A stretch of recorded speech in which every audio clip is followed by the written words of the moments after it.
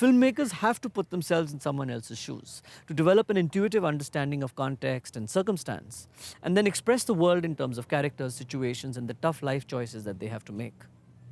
The principles of filmmaking may or may not make us better human beings, but they certainly help us to locate that which is humane, sensitive, and compassionate within us.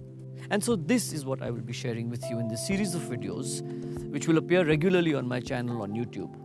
These are my adventures in cinema, and I hope you enjoy them. To realize a certain vision, to realize a certain version of the truth that exists in the screenplay that you are about to put on the screen, your first job is to be the farmer. You are a farmer. That's the best thing I can liken you to. A farmer is not a seed. A farmer is not a fertilizer. A farmer is not the water. Right? A farmer is not the sunlight. A farmer simply brings these various things together and creates an environment in which these things, properly combined, can grow. And this is the job of a director. And what this means basically is that when you better choose a good actor, but when the actor is on the set, you are not telling them walk 2 steps, look up, turn 30 degrees, look down, look here, or even worse, I've seen directors do, can you be a little more sad? Can you be a little more happy? No, not so happy. Can you just be a little more like depressed type? See, this sort of direction is terribly confusing. Because an actor, very much like a director, can only act. Act means action. He can only perform actions. So if you tell the actor, wipe your hands while you're giving your line, he can do that. If you tell your actor, can you please remove your glasses and try and squint to see whether you can see the signboard, he can do that. These are actions. These are performable, right? What an actor cannot do is act 20% less happy. So as a director, you need to know how to talk to your crew. You need to know how to talk to your actors. You need to know how to talk to your... And I go back to the idea of the farmer, right? You better buy the best seed possible for the land that you're about to put it into. So you better know what the pH levels are of that field. You better know how that field takes water, right? You need to know all of these things. So you choose your various assets. You choose your production designer, you choose your actor, you choose your sound designer, you choose your VFX supervisor, you choose your SFX supervisor, you choose your ADs, your production crew, all of these based on the cloth that you have and how you're going to cut it. But once you've chosen all these people, then please invest them with your trust. And that's the biggest thing a director needs to do, is to trust. Your time to choose is the time where you have doubt. Once you've chosen, and you are committed to these people, then they are your crew. They are your army. They're going to go fight the war with you. Then you have to trust your generals.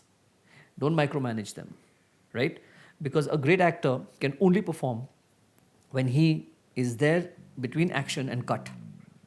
That's the only time an actor can perform. Don't expect the actor to give you 25 great rehearsals and then get on the screen and then do it. Because on screen is going to be completely different. It's a completely different dynamic. There are 200 people looking at that person, for example.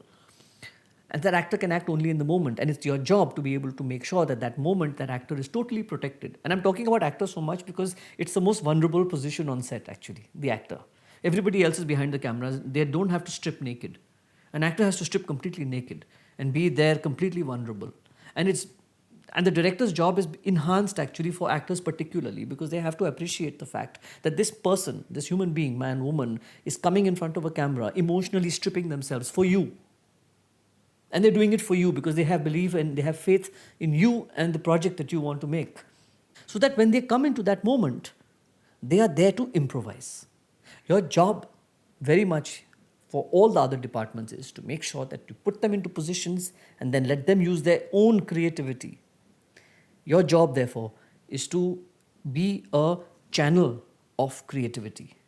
That's what you have to do. Think of yourself, again, going back to my farmer metaphor, think of yourself as an irrigation channel, right? You have all this creativity around you, all these people that you've hired, all this stuff that you've got done, all these bells and whistles. Now what you need to do is become the channel. You have to direct the flow of the water. The water is the talent. The water is the creativity. right? You don't become the voter. You don't try and do things for other people. You don't become the DP says, no, stop it down to this aperture. You don't do all that.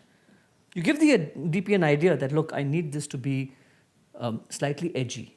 I need this to be slightly... You talk to them in adjectives. You talk to them in verbs. You talk to them in evocative visual language, right? But then the interpretation of that, let it be the DP's, because he or she is probably going to come with something that you never thought about. And that's exactly the reason you've hired them.